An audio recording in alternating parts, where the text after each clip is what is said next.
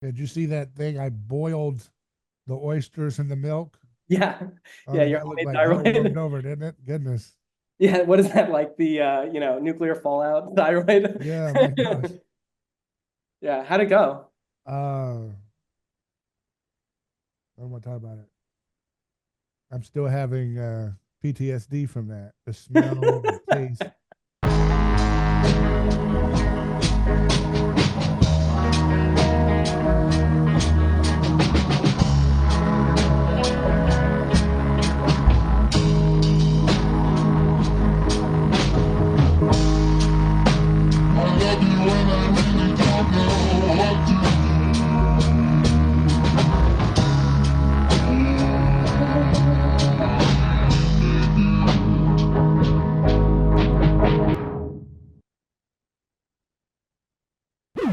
Cheers. Cheers. Good to see you. Yeah, good to see you too. So you are tell us a little bit about yourself. You're proprietor of the Bioenergetic Forum, right? Is that correct? Right. Yeah, I Yeah. did start the Bioenergetic Forum. I guess this was in January or February. A lot of people were concerned that the forum admin was banning people at random whenever they disagreed with his theories about vitamin A being a toxin. Um, and so I wanted a place where people could congregate and continue talking about, bioenergetics or just in general scientific ideas that are less popular in the same tradition that people were talking about with the Ray Peat Forum. So I started Bioenergetic Forum, and it's been great to see it take off. I do very, very little content moderation on there, and just Are kind of you a like low energy moderator or a high energy moderator? I would say I'm a high energy moderator, and I have such high energy that I don't need to ban people or moderate Yeah. threads or Yeah. do much other than unless there's violent threats that breaks the TOS of the platform that I host the forum on. Okay. Um, so I have to remove those. But anything that is not illegal, I leave on the forum, and it's been good. I mean, the quality of the discourse there is, I think, pretty high. It's still a forum, so anyone can post anything that they want. So you do get people posting things that are like less informed and more informed. There's definitely a spectrum, and people need to apply their own judgment. But I think it's been really good to see it grow and develop. So your name is Brad Cohn, is that right? That's right. Yeah. So You tell us bet. about your background. Let's see. In terms of health stuff, I've been interested in like health and nutrition for a long time. I'd say, since college, but Were you a the first book keto that guy or vegan? I never went through either of those phases, thank God. I feel like I didn't have to take those steps back. But no, the first like long book I read about nutrition was Good Calories, Bad Calories by Gary Taubes, which is like this thick tome that purports to review every nutritional study since like the 1800s. Um, and his main takeaway is none of these were well-controlled trials. So virtually no nutritional science that people claim to be true, they don't have like a rigorous scientific backing. And so I read that, over a decade ago now, and he kind of nudges people towards the keto direction, but he's not dogmatic about it. Um, and then I kind of put things on hold until a few years ago, when a That's family member got Gary. That's Gary Gary. Taubes. Yeah, and he does not buy into the seed oil thing, by the way, either. He doesn't believe that seed oils are bad. Yeah. Yeah, I mean, he actually ran an institute for a while where he was going to run controlled studies and kind of prove that like sugar is really the problem. He wrote another book later called The Case Against Sugar. So he thinks like sugar is really bad for you. Well, he got a lot of funding and he ran an institute, and they were going to create a really well-controlled trial that was supposed to prove this. And like partway through the trial, I suppose, or the design, the partnership fell apart. So he was never ever really able to, justify that case. So he has an extremely high standard of evidence. And this was kind of the mindset that I had over the time, which is like, okay, well, if we need a certain standard of evidence to, take pharmaceutical drugs to think that those works, why aren't we applying that same standard of evidence to food? Like, why do we believe that like saturated fat is bad for you and all these other things if we don't have that same quality of evidence?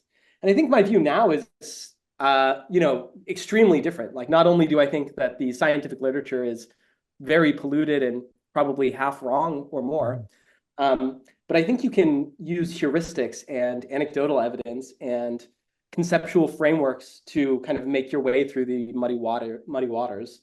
And I think that's one thing that Ray was excellent at. He would sort of combine historical anecdotes and scientific studies and mechanistic studies and his own holistic philosophy of the world. And in my own experimentation, I found him just to have remarkable insight and remarkable like predictive power. So that kind of came about much later on. But nutrition, the historical critique of nutrition is there's just too many variables and nothing is well controlled. But if you just accept that at face value, you can't really make any progress. You need to figure out some way to disentangle cause and effect and see what things are more helpful and less helpful. And yeah, I think Ray Peat's work and kind of the insight about doing your own experiments and taking information from anecdotes can be very helpful to that end. So do you come at this from a philosophical worldview? I was checking my CIA file on you. It says you were a born-again evangelical Christian. Is that right? No. I'm not. We need to update that file. Maybe there's been some kind of change. There might have been a change. Yeah, you might be thinking of a different. Did you have a Pentecostal background? No, it's not Pentecostal. Yeah, not quite. Cohn is not traditionally a Pentecostal name. It depends on how you define it, right? Yeah, I guess. Yeah, I'm not familiar with many Cohns who are Pentecostals, but yeah, I guess the philosophical background, I think the key there was Ray Peat's essay about William Blake, where he, puts in opposition these ideas of like rationalism, which is like sort of this Platonic school where you build up these massive towers of logical deductions and mathematical formula, and puts that in opposition to just kind of experiential knowledge, the William Blake, view of the world where experience and experimentation is the true teacher and the true fountain of knowledge. I think I was really locked in the rationalist mindset before. I studied math in college, and he has like a quippy line where it's like rationalism is essentially believing something is true because you thought it. And that's a good way of summarizing like mathematics and a lot of physics. You come up with axioms and then you just play the game of whatever do those axioms imply. Mm-hmm. And you can create such incredible mountains and towers of so-called knowledge without ever putting it to the test. And I think there's certain fields of physics that do that. Economics is a classic example, the neoclassical models of economics. But also to a certain extent, it's infected all of the sciences. And nutrition, had this theory in the 1950s that cholesterol was causing heart disease and cholesterol was bad for you. And that's what had people work backwards to say dietary cholesterol is bad for you and saturated fat must be bad for you then. Whereas the foundation of that was like, what was it, like 7 dots on a chart so-called proving that study. And we also know that low cholesterol can be very bad for you as well. Low cholesterol leads to all kinds of adverse outcomes. So that's really what convinced me that I need to start doing my own experiments. And since then, I've just, try and figure out which experiments I can do for low cost and see the results in my own life. And that's how, I developed Bloo in combination with some other people. And I also recreated his arthritis salve. And I've had other like skin and health conditions. And I just do experiments that I, try and vet are safe and see the results myself. And that gives me so much more information than reviewing hundreds and hundreds of studies. What's your favorite experiment you've done so far? I would say the most impactful one in my life was a lidocaine experiment. Lidocaine. Okay.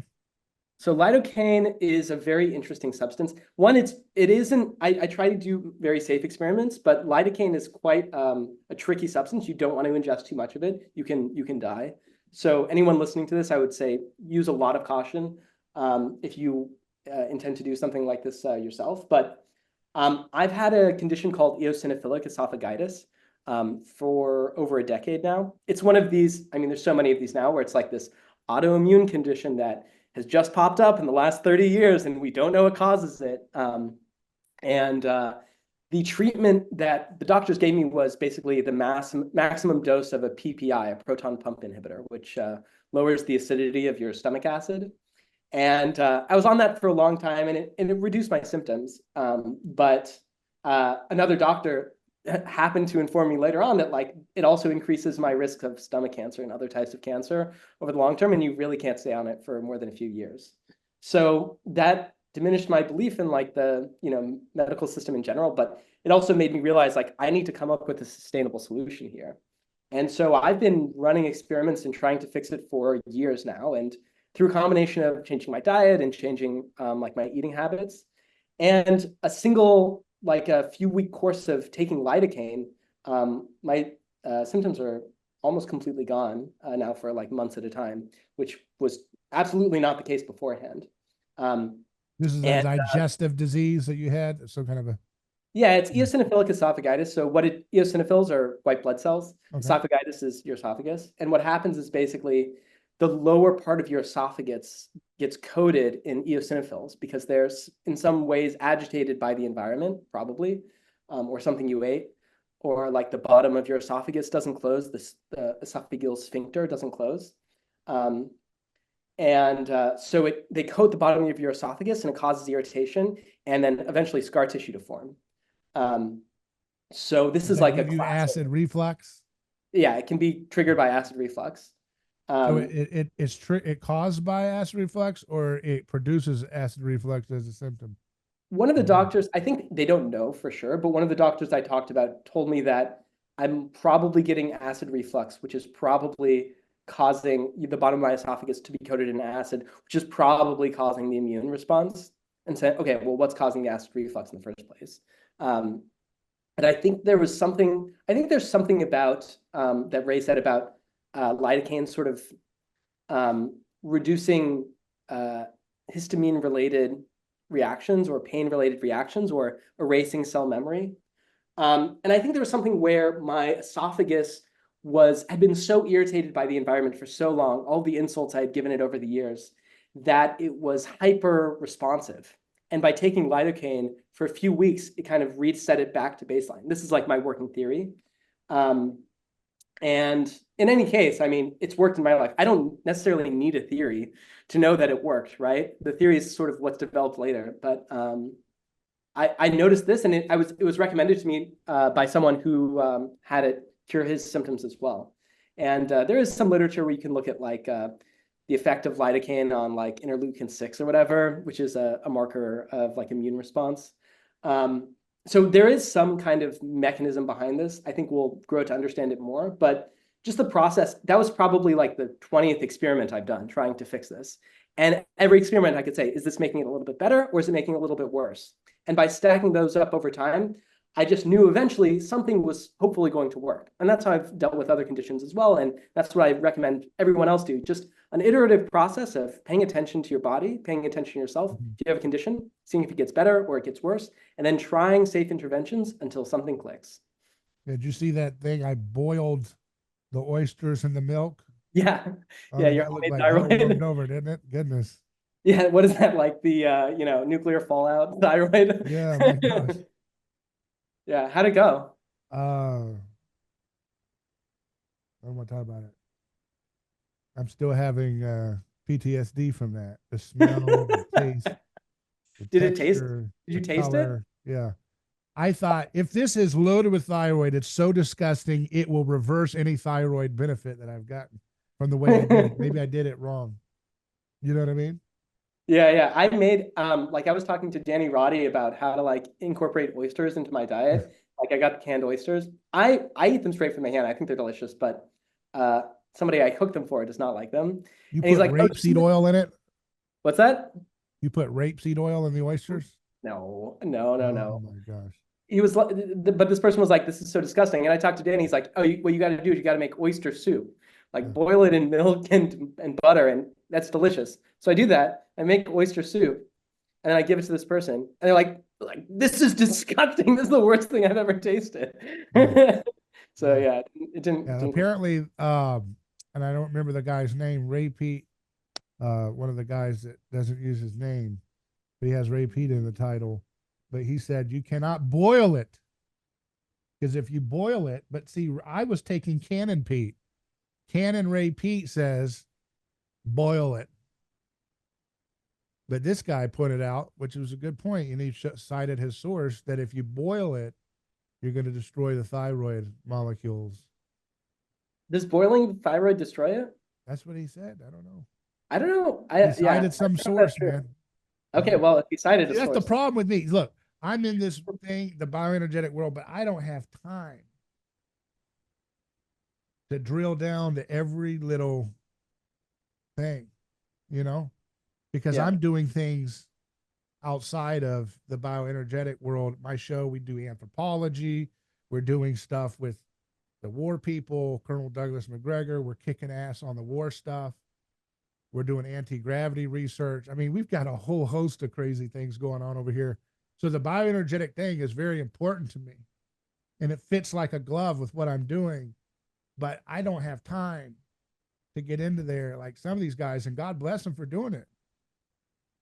But I mean, I'm glad that you're one of them in terms of doing these experiments. You know, I don't have time to experiment with lidocaine. I'm going to have somebody who's like you go and show how to do it safely. You know what I mean? And then what's up with the whole, explain the whole, everybody has to cut the Sinomel and the Sino Plus thing and a certain micro thing or you die. That's just stressful. I'd rather just play, I'd rather just die. yeah, just go out in the sun, man, for God's sake. What are people trying to die for? You know? Yeah, so the best article to read on this is Demystifying Thyroid Supplementation by Danny Roddy, and he explains it very well. But the core concern is if you take too much T4 and your liver function isn't good, your liver won't be able to convert T4, which is a less active form, to T3, which is the more active, more predominant form in your body. And if you get too much T4 in your body, there's going to be another gland that's like, oh, too much T4 is here. We need to now create reverse T4, reverse T3. So we need to basically reverse the effect so that we don't get too much like thyroid function. So sometimes T4 only therapy can create symptoms of hypothyroidism in people because it's inhibiting the ultimate amount of T3 in the body. So so if you just take like a Sinoplus tablet, that is some T4 and some T3, but some people want to have a finer grained control of the ratio between T3 and T4 to make it more active. And I think the other thing that confuses people is T4 has a very long half-life compared to T3. T3, you'll feel it almost immediately, and you need to take it probably multiple times a day to have continuous effect, whereas T4 has a half-life of like 2 weeks. So taking the same amount of T4 every day for 2 weeks, you won't really notice the full effect till the latter half. Yeah. So anyway, it's very complicated, and I actually typically don't recommend people try thyroid therapy because it's so easy to get wrong. Yeah. People mix in natural desiccated thyroid, random brands where you don't know the ratio of T4 to T3. It's just too much, It's really complicated. I try to do things that I try to do things that can scale to the working class normie. And yeah. If I have to do some kind of extreme science experiment like Breaking Bad in a bathtub, like some of these guys. Yeah. And I get it because Ray's got some brilliant ideas and he's got some bold recommendations to go and try and experiment. And that attracts a certain type of guy who's willing to do some crazy stuff. Mm-hmm. But I'm trying to do things that can be at least somewhat replicated to some degree by people who live where their diet is coming 50% of the week from a gas station. Yeah. Yeah. I mean, that's the kind of thing that's going to actually have the revolution. That's what Ray was talking about. Ray was talking about let's organize. He said we got people running around like cats. They don't know how to organize, right? Yeah. And so you got to organize, and organizing means being able to find things that actually can relate to the average Joe who doesn't have time. And I'm not knocking that. Yeah. But you cannot tell me, I'm sorry, you cannot tell me that the key to health is to be, taking a scale and cutting pills, man. I'm sorry. I mean, unless you're in severe problems, and I understand that. Yeah, I mean, I think another reason he emphasized the individual so much and like individuals kind of charting their own path was because of this exact thing. What works for one person is not going to work for another person. And what he emphasized, almost every article, it's like, we'll start with anecdotes and evidence, like a story that your friend would tell you. And it's very easy to understand. Yeah. And then kind of like you get into the middle and the bottom half of the article, and he's talking about what's happening on a mechanistic level, and he's talking about ancient Soviet studies. Yeah. So he was able to talk to multiple audiences at once. And if you just had a note card, you could tell people 80% of kind of like the Ray Peat ideas, like milk is good, orange juice is good, try aspirin, try coconut oil, avoid PUFAs, and you get a lot of the way there. Listen to your body. And then there's also a very rich environment for people who do want to dive into the science, and they do want to do research, and they do want to do experiments. They want to read a couple textbooks on biochemistry. There's a lot there, and he has a really good instinct and intuition. But I think everyone should approach it at the level that they're comfortable with. And in terms of what you can do if you're not incorporating thyroid, I never had luck personally supplementing thyroid. What moved the needle more on my body temperature and my overall mood and feeling was putting a tablespoon of coconut oil in my coffee every morning. Sure. That moved my temperature more than that's more scalable for the average person who's sick, right? Yeah, I'm trying absolutely. to, I mean, it's one thing you tell people who are friends, who are struggling, or you tell your grandmother, put a tablespoon of coconut oil versus get a scale and weigh your drugs and shave off pieces of a pill. I mean, grandmas know how to do that. Actually, that is something that grandma's pretty good at. But you don't want to have that as your lead thing for people. It's just, and then having to get it from Mexico. And I got to know Ray, and Ray gave me a lot of great advice privately and things about different things I asked him about. But at the time that I met him, I did not fully understand the thing that I think I like the most about his work, which is not necessarily the specific diet recommendations, but the philosophy and the attitude, right? This idea of the zest for life and the joy of life and the belief in the future of humanity. But it was always mixed with this other side of him, that the cynicism of the elites and the evil that they're able to conduct. And I think that I think though that the positive, a lot of the great minds of history, when they get older, they tend to get more cynical. Like Rene Girard, who's another leading light who has influenced my work, and my podcast Things Hidden is kind of in reference to his work. He was more optimistic and bold when he was younger, and then in his older years, he started to become more cynical about the hope of the earth. And Ray, I think, was a little bit kind of like that, but not totally, where he was very optimistic. And then he saw COVID and all that stuff and the lockdowns, and he was like, well, it might be too late. But I still think that overall vision, that the earth is going somewhere and that humanity is going somewhere and that it is designed to progress and evolve as a species. And we are designed to live with an abundant state of mind as our birthright, so to speak. Like, abundance is our birthright.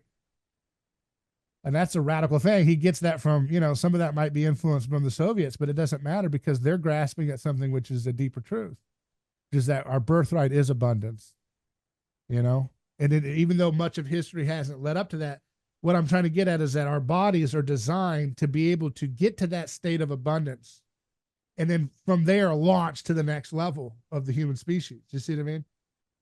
Yeah. And I think that if you, scratch or search in any direction using your own perception and your own senses, that will just hit you smack in the face. It's only when you're in this constricted viewpoint that we're basically classically conditioned into from childhood, where you're given an authority figure, punished if you act out or show initiative, told to stay on a certain straight and narrow path, told a rationalistic view of the way the world works and how you should assess and obtain knowledge. The moment you break out of that mindset and say, use your own eyes to look at the world, look at nature, look into history, you'll realize that abundance is the natural state of the world. If you go into the forest, there's no shortage of trees, there's no shortage of grass, there's no shortage of life.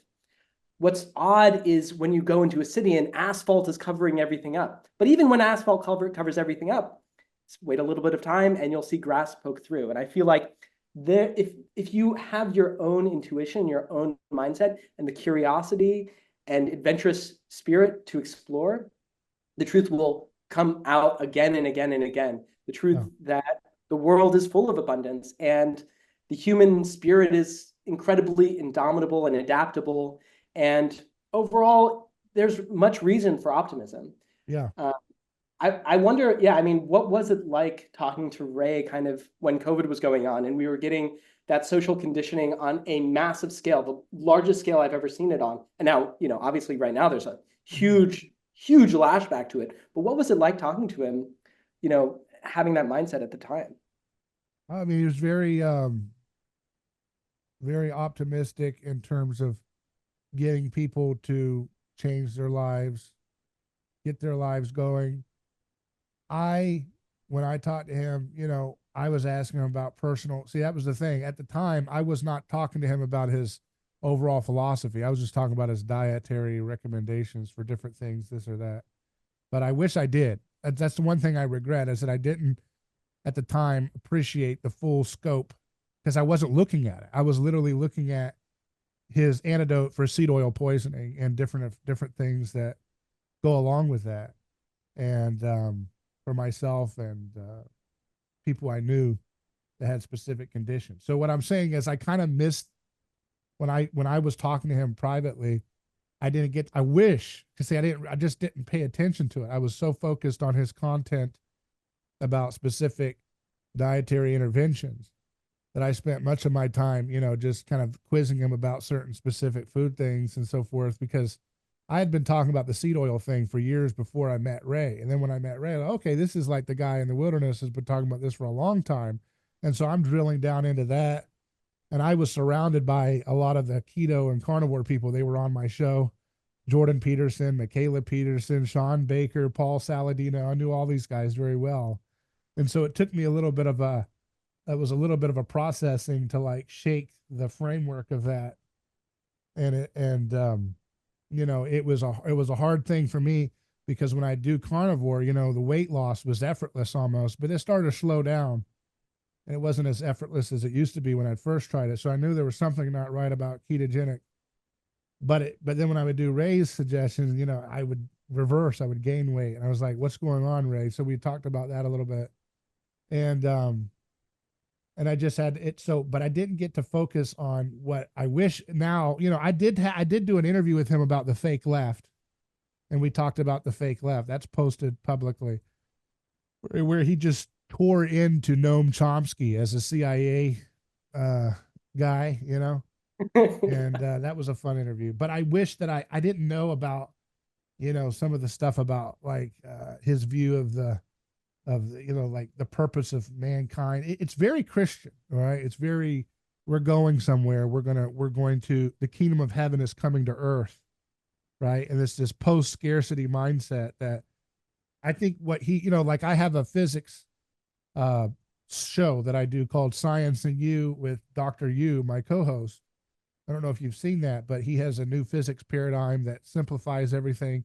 One particle, one law, one field, one force, one universe, magnetic particle. It's dipolar magnetic particles, no such thing as proton or electron. Everything is magnetic. There is no distinct, all these strong force, weak force are just manifestations of magnetic force. Gravity is magnetic, attraction, repulsion. All of these things get simplified into one particle in different combinations. And I think it eliminates a lot of the mysticism and fan fiction that is behind a lot of establishment physics today. But one of the things that Dr. Yu says in his theory is that this idea of entropy has to go, you know, and he gets at it from a physics standpoint. And then when I found Ray Peat saying, no, entropy is not, you know, we're going to evolve. It's not about decay and falling apart. Things don't have to just fall apart. Things can get better. Things tend to the maximum, right? They tend to excellence. They tend to the best and abundance. And I think those things fit very nicely together. The physics explanation that Dr. Yu provided and the biological vision that Ray Peat was in with Vernadsky and other folks to kind of push back against, like you said, the programming that we have, which is that entropy is the reigning psyop of our world, right? Everything falls apart. When you're a child, everything's great. And then, you know what I mean? Everything falls apart from there. you become a worse person or something, and you become a sinner or wicked, right? And that has to go. This idea that, you know, everything is just trying to get back to a glimpse of how good things were when you were a kid or something. That's not the mindset of looking back. We got to look forward, right? Yeah, I completely agree. And I think I do think physics is, and a misunderstanding and misapplication of physics um, is another arm of the propagandistic belief about things deteriorating, things decaying, trying to condition people toward you know, a received social order. If you look at Ray's work, he, especially his early work, he talks a lot about physics as well. There are certain physicists who believe, you know, there's entropy, but in nature there's always balance. So if there's entropy, there must be some type of syntropy, some type of ordering force in the universe. Mm-hmm. And if you look at, I mean, there's so many examples. I actually have a like a very thick book of them. Do you mind if I grab it? Sure, go ahead. It's called Life Energy, the Scientific Basis by Claude Swanson. And what he does is like a 200-year review. Oh, here we go. The 200-year review of this concept of life energy. So we would call this consciousness. And he talks about how scientists from Wilhelm Reich to Baron von Reichenbach to Russian physicists found that consciousness itself can interact, you know, directly with the material realm, which is a very old, very religious idea, right? In the beginning, what did God do? He created order, right? And he talks about chi and prana and vril and how all of these ideas are essentially the same idea that's been rediscovered time and time again, that human consciousness, the application of our thoughts to reality, can be an ordering force. Right. And I think it fits in so well with Ray's ideology. You know, he doesn't say, okay, what you need to do is you need to follow like this handbook. He's like, no, what you need to do is perceive the world around you and decide what you want and then act upon that decision. And I can give you, you know, an environment where it's like a beautiful garden of ideas that you can use to apply to your own life, but it's your initiative. You need to be an interactive part of that ordering.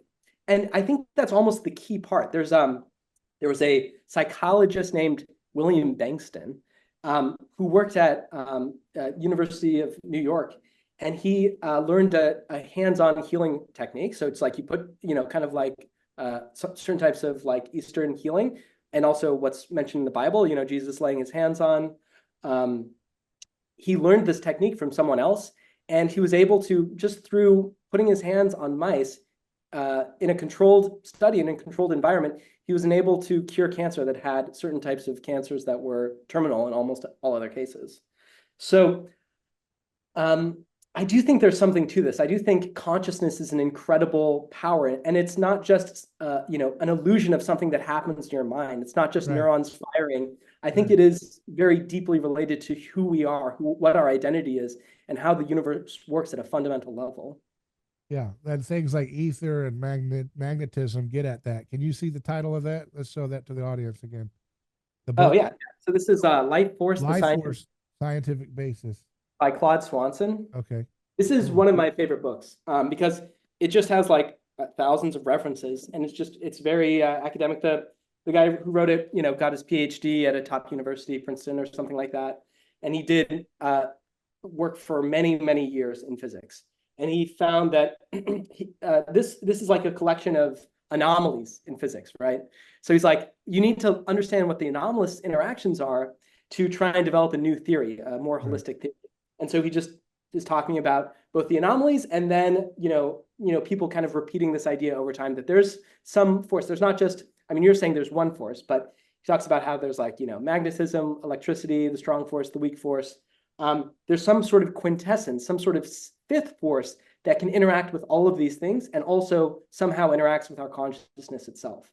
And he does a very thorough treatment of finding these things in history, talking about what the experiments were. And if you just read it together, I mean, it's very, very persuasive. You know, it's not just Wilhelm Reich came upon this in the 50s. It's like, no, Baron von Reichenbach had it, 100 years earlier.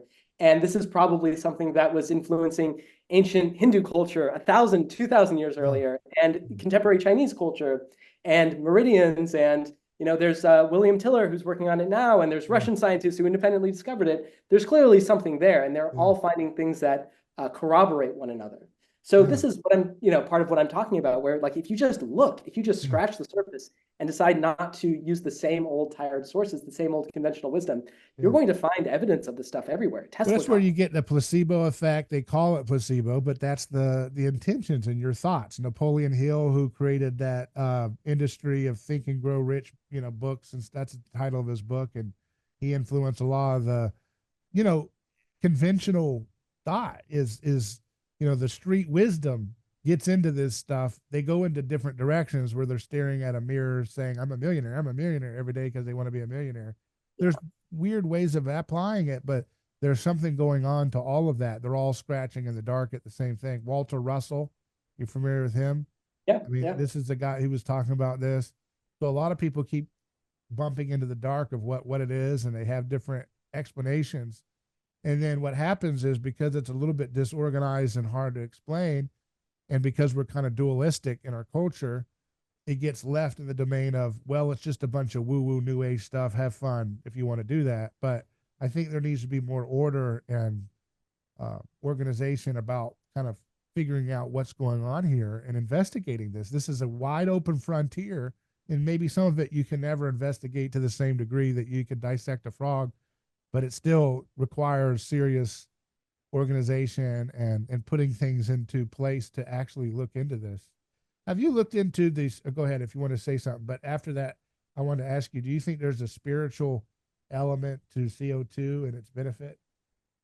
Oh, interesting. Okay. Well, I ponder that. The only thing I wanted to say was, for somebody who's listening to this, who's open-minded, they're not, or like just questioning, okay, well, I'm told one paradigm, material is all that is, and my thoughts are an illusion. And there's another paradigm, which is basically saying thought is primal, consciousness is primal, and it can affect the material world in ways that are not currently explained by the conventional physics paradigm. Yeah. Well, how do you distinguish between those two periods? The only way, there's plenty of evidence, plenty of literature, plenty of written down experiments that will prove one or the other, depending on your perspective. How will you determine for yourself? I think the only way to do that is to run an experiment, to try it out, to look into some of these things and say, okay, is there a tractable experiment I can actually try in my own life and see the results from and judge for myself?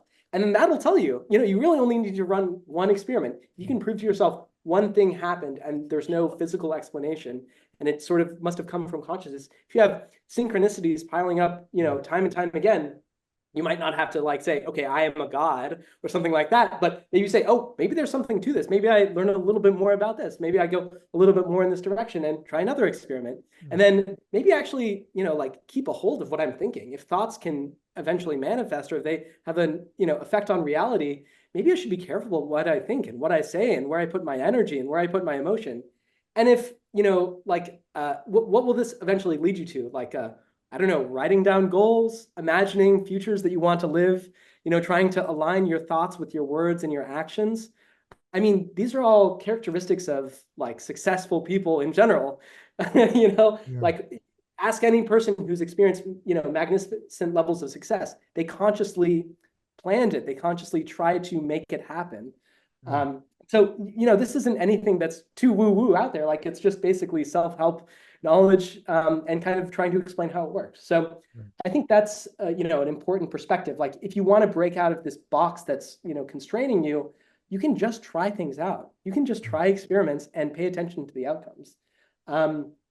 Does CO2 have a spiritual basis? Is that your question? Yeah. Well, trying to get back to that? I've heard people saying that they get spiritual benefit when they're taking CO2 therapy, and then there's some other people have been sharing, research in that same way. So CO2 is very interesting. There's the Nauheim baths in Germany, which is a very old form of healing. Basically there were springs, and They were carbonated, and they found that they cured heart disease and arthritis.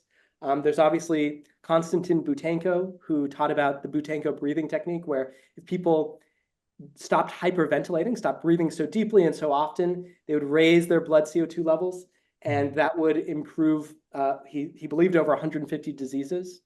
There's also classic balneotherapy techniques where you have like a bath bomb and that increases CO2 levels. And there's recent studies where it just will, show that CO2 enhances blood flow. Obviously, it enhances vasodilation. It improves the oxygenation of tissues and cells through the Haldane-Bohr effect. So there are a lot of mechanisms through which CO2 clearly has some kind of health benefit. I think what makes me think that there might be a spiritual component of it is the extent to which it is vilified. If you look at the press, what is the one problem with the environment? This environment that we're like constantly poisoning and bombarding with thousands upon thousands of chemicals that didn't exist, 50 years ago. The one problem with the environment isn't that, insects are dying from DDT and birds are eating those insects and dying, and we're eating the birds. It's not the mercury accumulating in fish. No, the one problem with the entire environment is that CO2 is raising from 200 parts per million to 400 parts per million. By the way, below 200 parts per million, plants can't even grow. And 200 part per million is what, like 0.02%? Yeah. So it's like 0.00002 of the atmosphere. That's really what's causing all of our problems. And then if you also look at like other types of discourse, people talk about, buying countertop CO2 monitors and seeing the CO2 level in parts per million on their desk. And if they are in a meeting for too long, people are breathing out too much and they're getting brain fog and they need to sleep with the door open. It's like these things seem like totally ridiculous overreactions and psyops when CO2 does clearly have a lot of very tractable and very well documented health benefits. That's the only thing that makes me think that like maybe there is something more to it. I don't know. I mean, I've never experienced like a spiritual effect with CO2. I feel a deep sense of relaxation. I think the molecules or drugs that I've interacted with that show me the most sort of like divinity or beauty in everyday life is something like cyproheptadine, which will basically just counteract serotonin. So it's like living in like, Eden, where you don't have a digestive system, like you don't have to eat, and so you don't have insults from the outside world kind of like absorbing in through your gut wall, and you can just sort of experience things with the majestic beauty that they contain. But CO2, that's an interesting question. What makes you think that it might have sort of some divine correspondence? I have a friend of mine was telling me that they feel more spiritually alive and less atheistic whenever they're taking CO2 therapy. So I don't know. I'm just hearing that, and I thought that's interesting that CO2 could have some kind of a spiritual experience for people who are taking the therapeutic modalities of it. I'm not saying there is. It's just something that I'm interested in looking into, seeing if you'd heard anything. Yeah, I think the higher your metabolic rate, typically the more spiritual, at least personally, the more spiritual I feel. The higher my metabolic rate, the more I'm amazed by everyday things, the more optimism I feel, the more excitement I feel. And that can be, from CO2. Obviously, CO2 has myriad benefits, as I mentioned earlier, and it's an potent antioxidant as well. But it can also just be like, drinking a glass of orange juice or having like a delicious fruit in the sunshine. Yeah. Being in a healthy, relaxed state, I feel like things strike you with their beauty more often, and everything seems more possible. And I think those types of states are what bring you closer to God. Right. And I think at the antithesis of that is this stress. I've had a guest on who was talking about Dr. Lewis Coleman about he's an anesthesiologist. He was talking about the stress mechanism that he feels he has discovered through this continual line of research with starting with Hans Selye. But he was the stress mechanism he's describing, talking about the underlying kind of foundation for all these different disparate diseases that people have I think that stress mechanism has like infinite layers, right? Like he's talking about it on the level of tissue. You can go down lower into like the world of atoms and see a stress mechanism going on there at an energetic level, on a physics level. You can go up there, you can go above that to the point of like what I've done in the work that we've followed with Rene Girard, talking about what he calls the scapegoat mechanism, which is this kind of spontaneous mimetic phenomenon that societies do in much of history to eliminate stress, particularly particularly triggered by famine and plague and the things in which stress would be high physiologically in every person in the community. And so Rene talks about mimesis, and there's good mimesis. I can, you know, imitate Mozart and try to play like he does. That's a good imitation. I can sing a song and you can imitate it and add something to it. That's good mimesis. Then there's bad mimesis where we're stuck imitating each other and insult and disrespect or suspicion. Like Elvis, suspicious minds, you know, that whole concept, that's bad mimesis. And then when it spills out into a community, it creates bad blood, it creates dysfunction, it creates societal decay. And the community has found spontaneous ways of resolving that lock of mimetic rivalry and violence by directing that imitation towards a common enemy. So if we're copying each other with aggression, hey, I don't like you, I don't like you, I don't like you, I don't like you, I don't like you. You know why I don't like you? That person put a spell on us. And then you look at that person, they look pretty creepy, and you're like, yeah, I think so. Actually, yeah, I agree. That person put a spell. Now we're still imitating each other, but we're imitating each other in a direction that won't create continual social dysfunction. It'll actually allow us to draw towards collectively a common enemy. And if we kill that person or expel that person or eat that person in primitive, they did that primitive cannibalism all the time, was at the heart of culture. When you look at archaeology, you see that the societies that didn't practice ritual cannibalism tended to be wiped out by societies that had well ordered cannibalistic rituals. But whatever way it forms, whether you're throwing someone off of a cliff or eating them or killing them, it creates such a cathartic high and resolution to the stress, such a euphoria of togetherness that it resolved the problems. And we can get little bits of that. Remember back when you were a kid and you'd go to a movie, or you're a teenager, college kid, young, I don't know how old you are, but you know, when you're young, you go watch a movie you really like and you were really into it before, when the when the world was more enchanted. People watch a movie to get really into it. They weren't cynical, and they come out feeling what? A kind of cathartic relief, like, wow. Right? That's why couples go on dates to the movies and stuff. It bonds them together. If it's a horror movie or it's a great epic movie that everybody got something out of. Well, those are vestiges of something that was much more visceral and real when you're uniting together and killing the witch. The Wicked Witch of the East is destroyed. Oh, thank God. We decided that person was guilty of causing us all. We really believed it and we got rid of it. We're resolved. And that's why ritual sacrifice would be a remembrance of that spontaneous lynching. And that ritual sacrifice would always typically coincide with a feast. Again, dopamine, joy, you're famine, and then boom, you're eating a big feast, you're having euphoria. So what I'm trying to say is I think that stress mechanism probably has a similar pattern on the physics, on a biological level, and on a societal level. And we don't have to live in it, though. We don't have to live on it on an energetic level. We don't have to live on it in a biological tissue level. And we don't have to live on it in a societal level. We don't have to form our societies and our institutions and our sense of friendship around scapegoating and violence and this release of bad energy, you know? Yeah, I mean, if only, you know, the victim of cannibalism or the witch trials, like, had a can of condensed milk they could hand over to the people chasing them. They'd be like, no, no, no, trust me, I'm not a witch. I'm not doing any magic. Try this condensed milk. You'll feel much better. Yeah.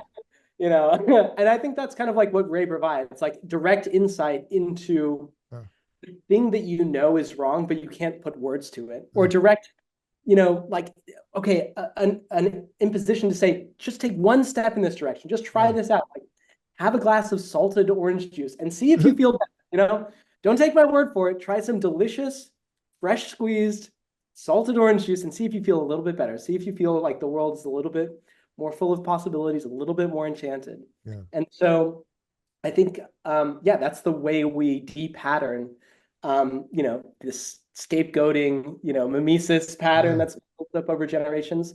And I think what you're saying is true. Like there is some sort of profound ordering relation that happens at every level of existence. I may be butchering this, but I'm gonna, because you know we're just freestyle and thinking. But I think, in some sense, there's a kind of scapegoating perhaps going on with the stress mechanism in the body, where it scapegoats an organ or an organ system, and it kind of like, all right, we've got all this stress building up collectively, we're gonna let it go in this direction, and that becomes a tumor or something else. I don't know, but I mean, I think there's a kind of, if you don't take care of all of this disparate fires of stress in the body, it might kind of manifest itself and try to quarantine it in a certain direction.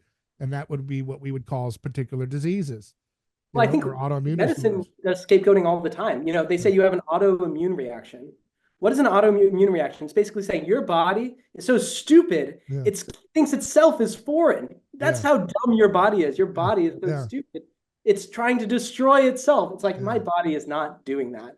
What's happening is probably my body has been insulted so many times by a toxic environment that it is hyper vigilant and hypersensitive because it's been, you know, hurt time and time again. So the problem isn't telling my body your immune response is no good. The problem is healing that and stopping the continued insults. Same thing with tumors.